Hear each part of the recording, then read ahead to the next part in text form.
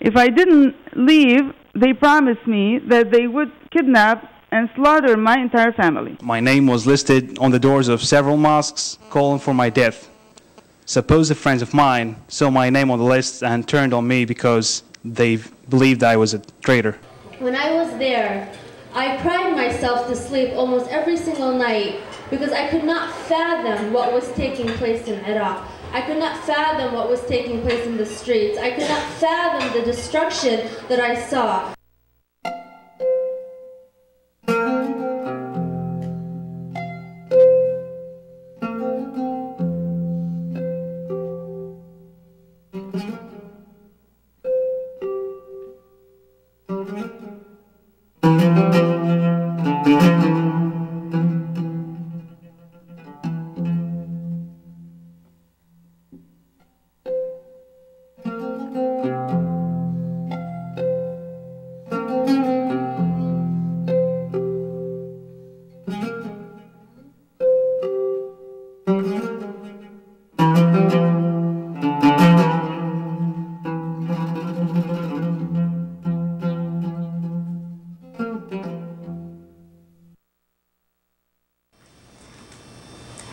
Sometimes when I wake up in the middle of the night and run away. And just you go to the library and I look at the shirts you gave me in New York and the State Empire building. So, this is America, and you just try to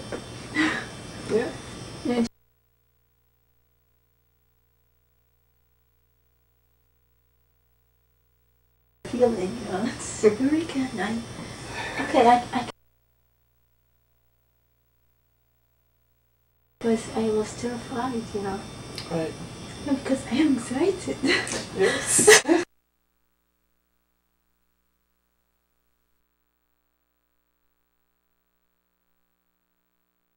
When Stephen was still in Basra on his final trip in 2005, he called me at 3 o'clock in the morning to tell me that he had, without realizing he was going to do so, put Nour's life in danger by hiring her to be his translator and his fixer. And he told me that somebody came up to him on the street one day and said to him, "You realize that when you leave, your translator's life will be worth nothing." And right around the same time, a man went up to Nour on the street from behind and said to her, "Why are you working for that American who's asking all those questions?"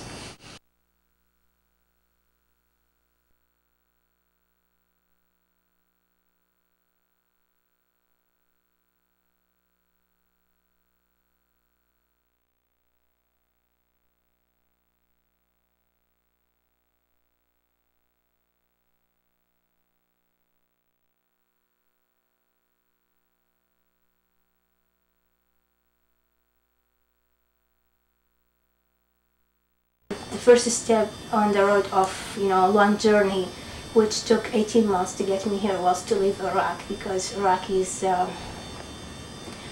anyone who actually wants to apply for asylum, first condition is to leave Iraq. So I left to Jordan knowing no one. It was the first time for me to leave my family and to leave the country actually for that long. So I left there. I had no money, I know no one, and no place to go.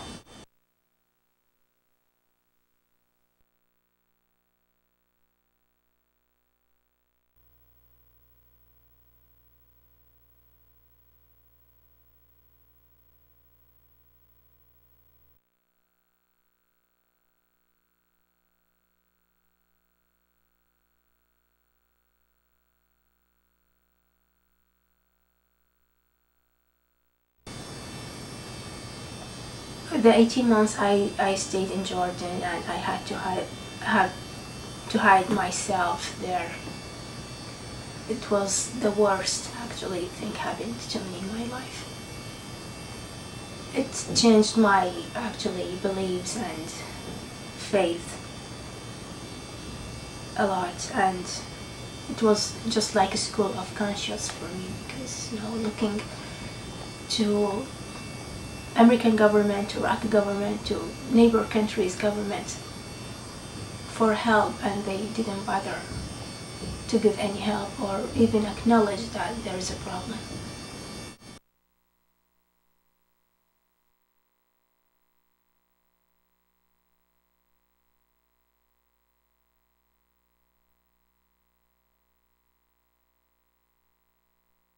I managed when I was in Jordan to meet some of these refugees, some of them from my city, from Baghdad, from north.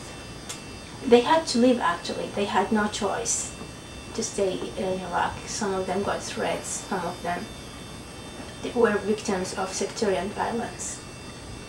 Some of them just because they were Christian or Sabian or Mandaean from other minorities in Iraq.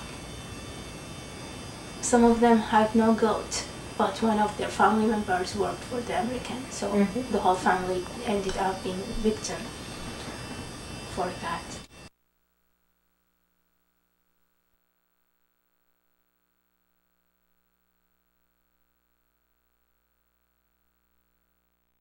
In Jordan, women my age have to go through hell, work like a prostitute in Jordan and Syria, because they cannot get the help I got. There is no one to advocate for them. There is no one out there care about them.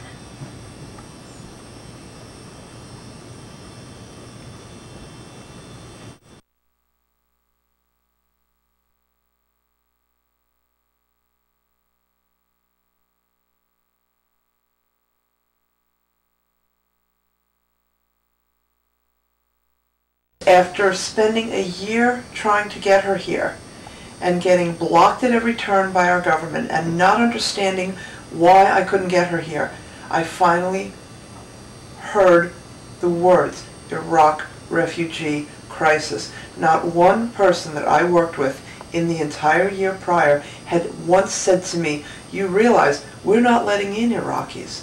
We're letting in 50 of them a year, and only military translators."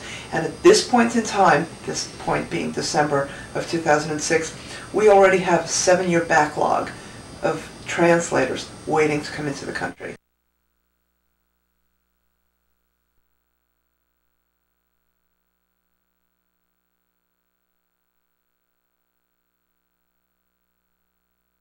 February of 2007, they started the process to get Nour an interview at the Jordanian embassy. And the American embassies have what's called a circuit rider, and they go around from embassy to embassy interviewing would-be refugees. And the first circuit rider was going into Amman in April of 2007 for 1 week. And I hammered them and hammered them to get an interview for Nour during that time, because it would be another 2 months before the guy was back in Amman. And I was worried about her because she had been in Amman for 18 months. Jordanians were starting to crack down on illegal immigrants, and I kept saying to her, "Don't leave your apartment, don't leave your apartment." I just had visions of getting closer to getting her here and then having her sent back to Iraq, because unless you're a refugee out of Iraq, there is nothing anybody can do to help you come to America. If she had been sent back to Iraq, there would have been absolutely nothing I could have done for her. So she got her interview in April of 2007, and she was given a medical interview, and then she had to go through the vetting process to make sure that she wasn't a terrorist in disguise. And that took several months, and then finally, a week before she arrived in June of 2007, I got a text message in the middle of the night, and it said, "Landing JFK, June 26, 2007. And I just thought, wow, we did it. I'm safe. I don't have to worry about Jordanian police to deport me, or I don't have to worry about tourists chasing me and trying to kill me, or I don't have to worry about no power, no clean water, the pollution there in my country, and I don't have to worry about finding a job or even I don't have to worry about speaking my opinions and thoughts. It was really a great moment in my life when at last I'm able to do what I wanted to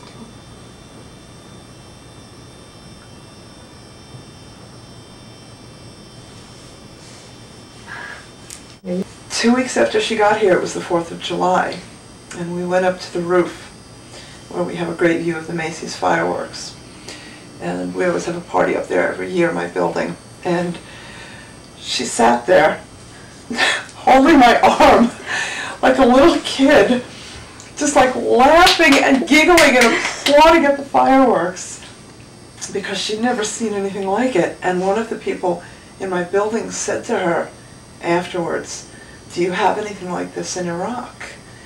And she said, "No. What we have in Iraq for celebrations is men who fire their weapons into the air, and then the bullets come back to earth and kill people."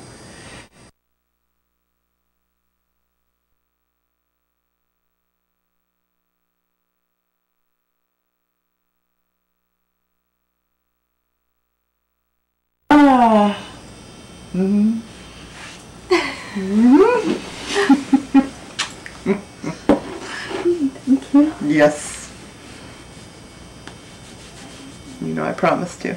Thank you so much. Ah. Are you just taking this with us?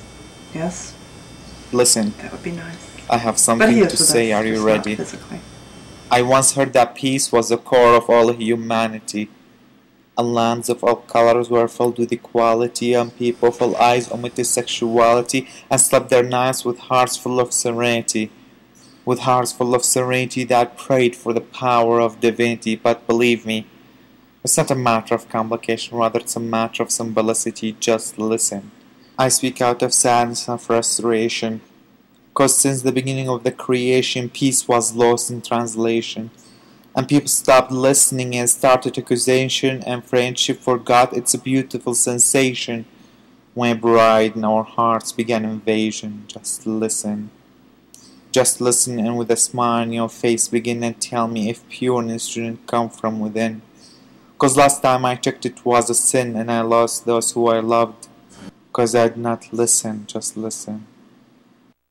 By us letting this refugee situation increase, we are breeding and fostering a whole new generation of terrorists.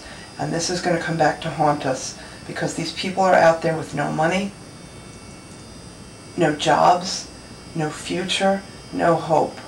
And who do they blame? They blame America. In 2005, there was a massive earthquake in Pakistan. Americans were there. They were ferrying in food and tents and blankets. These giant Chinook helicopters with American flags on the side. Anti-American sentiment in Pakistan dropped 50% because everybody saw the American helicopters delivering much-needed relief. Nobody is seeing the helicopters in Jordan, in Syria, in Egypt, in Lebanon. We're not there.